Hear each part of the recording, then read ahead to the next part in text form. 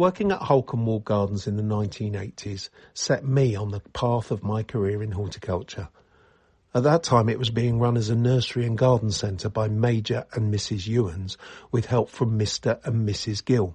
As a trainee gardener and nursery worker, I always referred to them and older members of staff by their surnames. It was just the way it was. More junior staff, or those with less responsible jobs, were called by their first names. One of these was Billy Knights, who was responsible for mixing the compost for propagation and potting up. There would be regular trips to the pine woods to collect pine needle soil, as he called it, which would form the basis of a mix for lime-hating plants.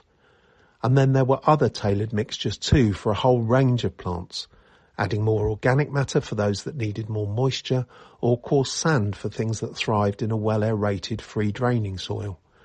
None of it came out of a bag. All of this and other aspects of good horticulture were overseen closely by Mrs Ewans and Mr Gill.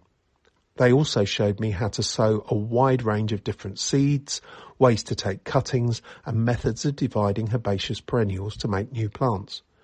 And then there was the pruning, weeding and planting to do in the borders, which were the showcase for plant sales in the garden centre.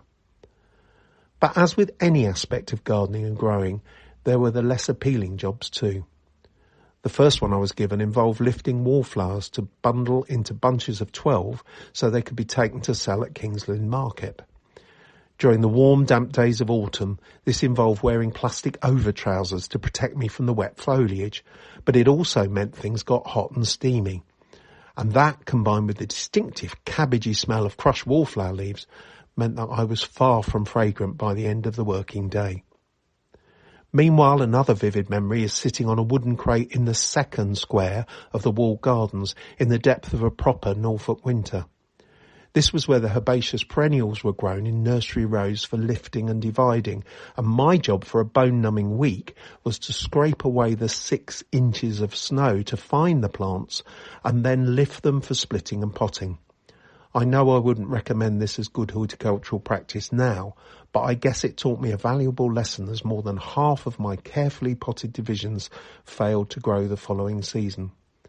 It was, however, some of the best training and horticultural experience I've ever had, and I can never thank the people involved enough.